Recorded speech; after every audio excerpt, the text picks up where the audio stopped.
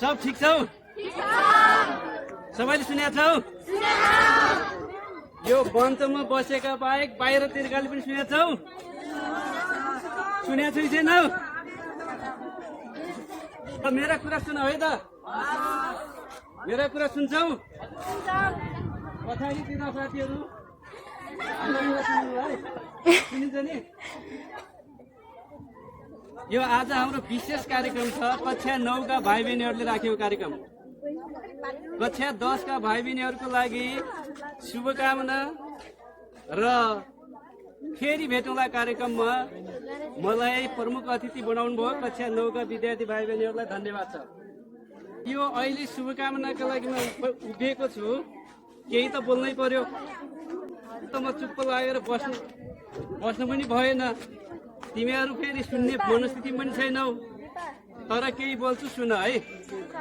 अझै 11-12 कति दिन छ? अझै 12-13 दिन छ।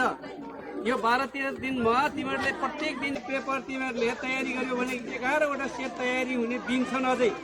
त्यसकारण यो समयमा तिमीहरूले खुब मेहनत गर। अगाडि त तिमीहरूले भने मानेनौ, अब त भने मान। यो तिमीहरूकै लागि हो। प्लस तिमीहरूलाई एउटा कुरा गर्न चाहन्छु मैले।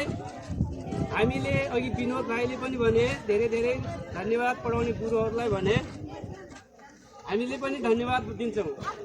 जो इमान्दार भएर बस्यो, जो लगनशील भएर बस्यो, जो गुरु र प्रशासनले भनेको कुरालाई मानेर बस्यो र नियमित पठन पाठन गर्यो, तिनीहरूलाई पनि धेरै धेरै धन्यवाद छ।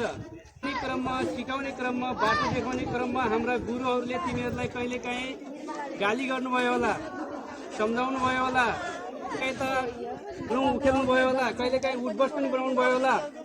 त्यो सरहरूको लागि थिएन है। त्यो जति पनि गुरुहरूले गराउनु भयो, जति पनि प्रशासनले गर्यो, त्यो तिमीहरूकै लागि, तिमीहरूको भलाइका लागि, तिमीहरूको भविष्य निर्माणको लागि गर्नुभएको थियो। त्यसकारण ती कुराहरूलाई तिमीहरूले यहीँ बिर्सनेछौ र तिमीहरूलाई हामीले आज बिदाय गर्न खोजेका छैनौँ। कक्षा 9ले तिमीहरूलाई बिदाय होइन, फेरि भेटौँला भन्ने कार्यक्रम राखेको छ। किन राखेको छ भने एसीको परीक्षामा तिमी सहभागी हुन्छौ, कक्षा 11मा यही विद्यालयमा पढ्न आउँछौ भन्ने मनसाय उनीहरूको छ र उनीहरू 9बाट 10मा जान्छन्। 10मा र 11मा जाँदा यही स्कुलमा भेट हुन्छ भन्ने उनको मनसाय हो। त्यो मनसायलाई तिमीहरूले पुरा गर्नेछौ है त?